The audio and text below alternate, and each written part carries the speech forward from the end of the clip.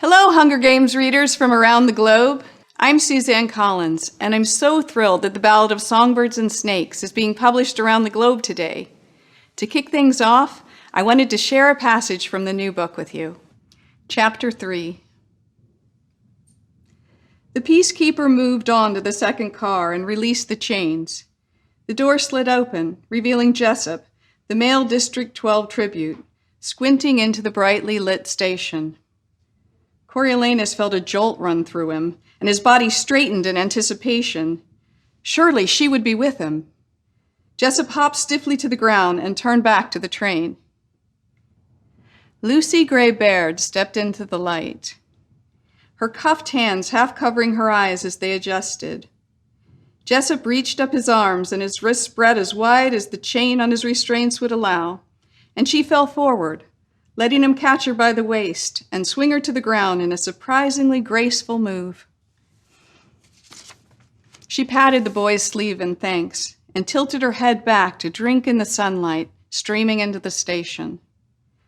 Her fingers began combing through her curls, untangling the knots and picking out bits of straw.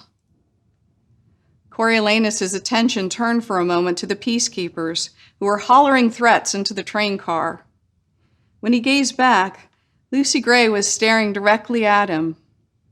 He started a bit, but then remembered that he was the only one on the platform besides the peacekeepers. The soldiers were cursing now as they hoisted one of their number into the train car to retrieve the reluctant tributes. It was now or never. He crossed to Lucy Gray, extended the rose, and gave a small nod. "Welcome to the capital," he said. His voice was slightly gravelly, as he had not spoken for hours, but he thought it gave him a nice maturity. The girl sized him up, and for a minute he feared she was going to either walk away or, worse, laugh at him. Instead, she reached out and delicately plucked a petal from the flower in his hand. "When I was little, they used to bathe me in buttermilk and rose petals," she said in a manner that, despite the unlikeliness of her claim, seemed totally believable. She ran her thumb over the glossy white surface and slipped the petal into her mouth, closing her eyes to savor the flavor. "Tastes like bedtime." Coriolanus took the moment to examine her. She looked different than she had at the reaping. Except for flecks here and there, the makeup had been wiped away, and without it she appeared younger. Her lips were chapped, her hair loose, her rainbow dress dusty and rumpled. The mark from the mare's blow had turned to a deep purple bruise. There was something else, too. He again had the impression that he was witnessing a performance, but a private one this time.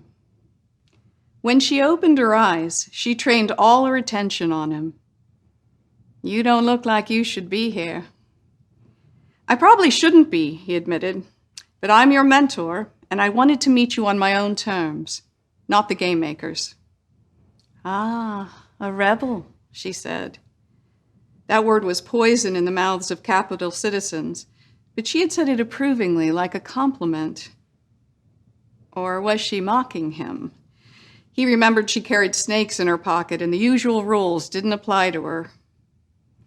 "And what does my mentor do for me besides bring me roses?" she asked. "I do my best to take care of you," he said. She glanced over her shoulder, where the peacekeepers were tossing two half-starved children onto the platform.